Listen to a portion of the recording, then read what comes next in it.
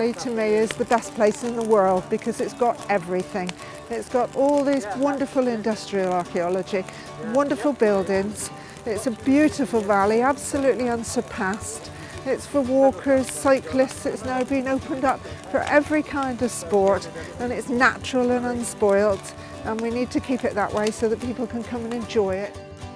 Today we're at Gunnis Lake Clitters, which is right by the River Tamar, and it was a mine site that worked probably for 100 years, totally overgrown now. You wouldn't know any buildings were here at all. I brought a party around here a couple of years ago and we had to fight our way in, so we're making it a little easier for people to come in now.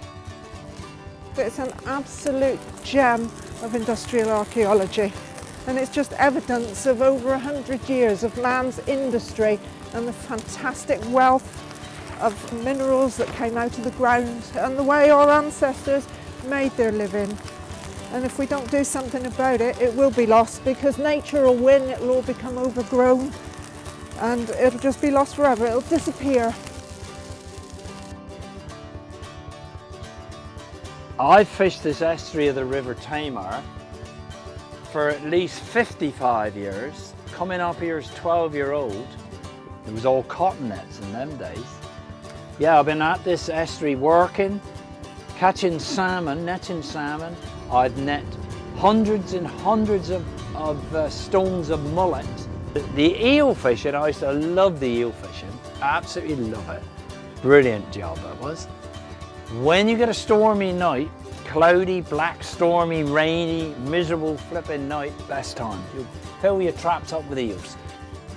I've got the life that I've always wanted because I've carried on me fishing down the estuary of the Tamar.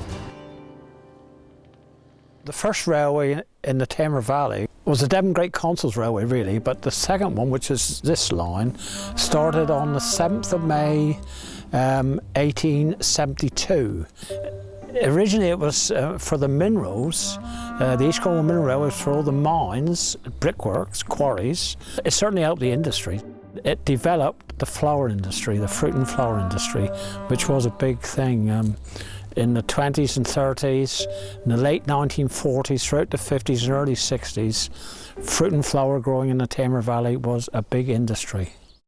Some 400,000 packages would leave Gunnis Lake, Beer Austin and Calstock in a season, so we were very busy with the fruit and flowers. People are coming back to the idea of locally grown, freshly grown produce, albeit soft fruit or vegetables. We can all go into the supermarket and pick up a punnet of strawberries, blueberries, whatever it is. It's often any time of the year that's come from probably all around the world. At the end of the day, I think people still like to pick locally and when it's fresh and know how it's been grown. You know, we don't spray, we use lots of farmyard manure. The tunnels allow us to not have to spray these days. A lot of apple varieties have traditionally been grown in the Tamar Valley. These have been bred to be resistant to the climate. Some varieties which have been bred by market gardeners in the valley and has been named after the market gardeners themselves, or the farms or the places where they originate from. Got a few of the local varieties here. This is Cloggett Pippin, so this is one that was bred at Cloggett Farm, which is near Botus Fleming. This variety is called Black Rock, also known as Mere de Ménage. And then Cornish Long Stem, another cooking apple, but these are a bit smaller, and they used to actually pickle these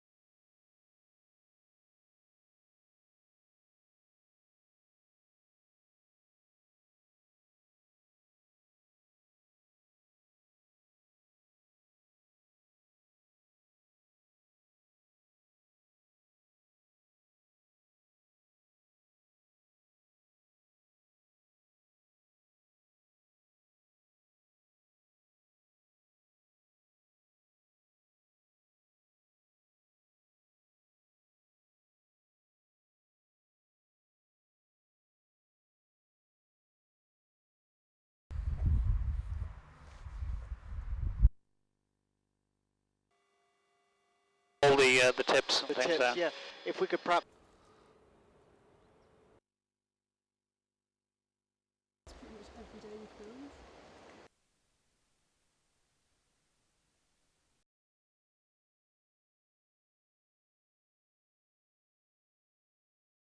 Absolutely. Why? Well, because we love doing it, love to preserve the environment and let other people see the beauty as we've seen it. Yeah, generally it's good fun, good company. We do enjoy it.